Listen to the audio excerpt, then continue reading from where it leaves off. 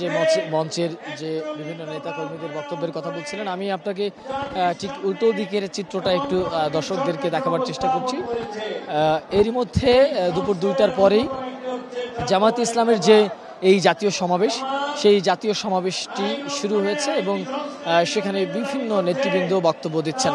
বিশেষ করে জুলাই গণ অভ্যুত্থানে যারা আহত হয়েছেন, সেই আহত জুলাই যোদ্ধারা বক্তব্য দিয়েছেন, শহীদ পরিবারের সদস্যরা বক্তব্য দিয়েছেন, বেশ কয়েকটি রাজনৈতিক দলের নেতারাও কথা বলেছেন। তবে এখন পর্যন্ত স্টেজে বিএনপির কোনো নেতাকর্মীকে আমরা দেখতে পাইনি। তবে সোহরাওয়ার্দী উদ্যানের মাঠের চিত্র যদি একটু আপনাদেরকে বলি, তাহলে সোহরাওয়ার্দী উদ্যানের মাঠের কোথাও আসলে একটু তেল ধারণের ঠাঁই নেই, কানায় কানায় পূর্ণ হয়ে গেছে। এরই মধ্যে জামাত ইসলামের নেতাকর্মীরা মাঠে অবস্থান নিয়েছেন, কেউ বসে আছেন।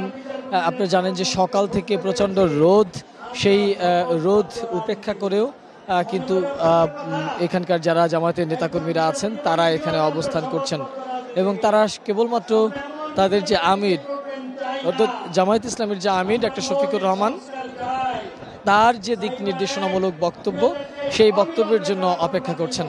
তা আমরা বিভিন্ন নেতাকর্মীদের সাথে কথা বলে যেটি জানতে পেরেছিলাম যে তারা আশা করছেন যে আগামী নির্বাচনকে সামনে রেখে একটি ইসলামিক জোট তৈরি হবে, এমন একটি ঘোষণা জামায়াতের তরফ থেকে আসতে পারে। বিশেষ করে জামায়াতের আমির ডক্টর শফিকুর রহমান এমন ঘোষণা দিতে পারেন, সেটি আসলে তারা প্রত্যাশা করছেন।